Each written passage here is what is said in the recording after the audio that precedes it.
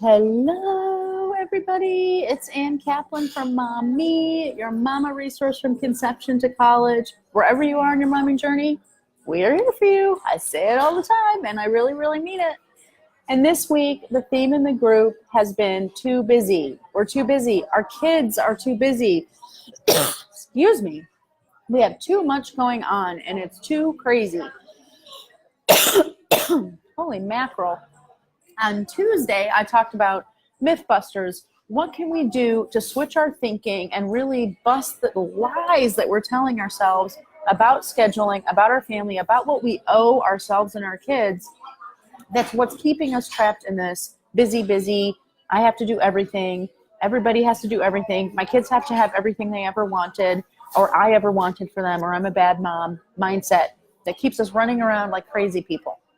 What I want to talk about today is, okay, great. Now you've decided my family's too busy, my kids are too busy. Making some changes about our busyness is going to actually facilitate a way more harmonious and peaceful vibe in our home. Now what? How do I actually do it? So I want to give you 4 tips today to actually really change the energy and the busyness in your home. The first tip is say no. Say no to stuff. And that doesn't just mean say no to activities or opportunities to hang out or to people who want things from you or want your time or want you to make plans. It also means saying no to your kid. If your kid wants to do 300 different extracurricular activities, sometimes you're going to have to say no.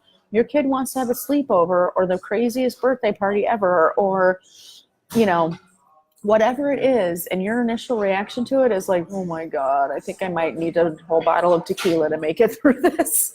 The answer is no. And it's okay to say no to our kids, because you might be saying no to this one moment because you're saying yes to a life that you're able to offer your children because you said no to that one thing.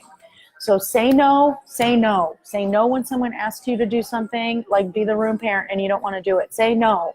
Say no to your kid when they ask you to do something that you know is going to make it so that the vibe in your family is, you got to say no, okay? Tip number 2, let your kids lead.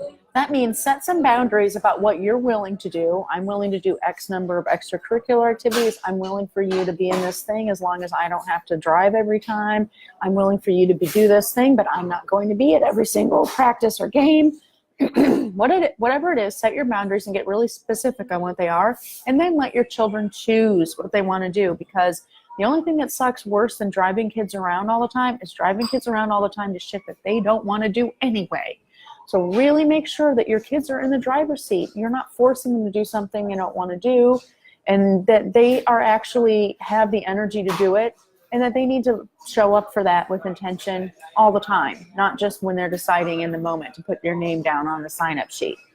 Tip number 3, I want you guys to make a list of all the things that are going on in your life right now and identify the thing that's the biggest pain in your butt and cross it off your list right now. Because sometimes there could be one thing that's in your schedule that if you could get rid of it, it would actually make a huge difference in the whole energy of your family, even though it's just one little thing. So if there's something that you really are just is the biggest pain in your butt and you know it and you can identify it, get rid of it right off the bat, straight out of the chute, get rid of it. And the last thing I want to say is when we want our kids to be calm and have time and not be overscheduled. How many times do I say in this group, quit parenting, start modeling? You guys, we need to do that. If you are super busy and running around frantically, that's the energy that's rubbing off from you and being transmitted to your children. So to have calm children, you need to be calm. To have kids who are not overscheduled, you can't be overscheduled. Practice what you preach, model a life of balance for your children so that they will actually grow up to be the person you want them to be, a happy, balanced person. They don't learn by you telling them to do that. They learn by watching you live the dream. And that's what I work with parents to do every single day.